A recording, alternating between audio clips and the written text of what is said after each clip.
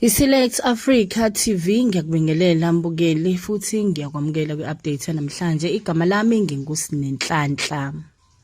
Iqembu i-ActionSA belihambele indawo yaseChesterville namhlanje eThekwini, belisendaweni ebizwa ngokuthi Mashamplanis Lifestyle. Kanti-ke obekwenzeka kakhulu noma kokugqamile ukubona ke intsha yalo leli qembu iphume ngobuningi balo bezogqugqumezela abantu ukuthi bahambe bawubhalisela ukuvota ngomhla ka-3 nangomhla ka-4 kuFebruary. Kanti-ke umnumzane Zwakele Mcwango oyi-premier candidate yalo leli qembu yena ko behamba egqugquzela abantu, waphinda futhi wacacisela ngokubaleka kokuthi bavote.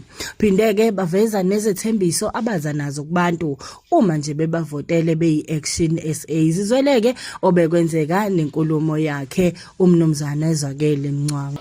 uZwakele kaMcwango uhlalo we-ActionSA KwaZulu Natal ophinde abe upremier candidate. Namhlanje abokwaziwa ke siphansi emphakathini siyakhankasa sizula abantu ukuthi behambe ubhalisela ukuvota ngoba to fix South Africa kumele sibhalisele ukuvota.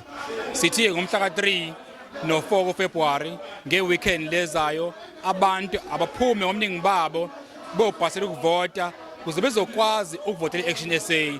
Kakhulukazi KwaZulu Natal siyadinga ushintsho.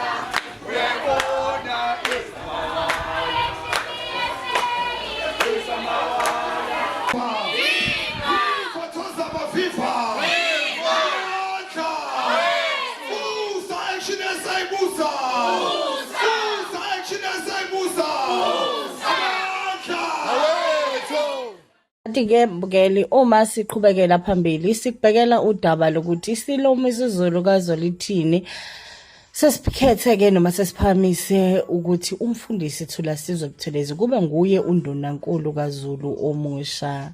Lesi sikhundla sivuleke emva kokukhwethama kwenkosi uMangosuthu Buthelezi obekuyena obekade uNdunankulu wakwaZulu.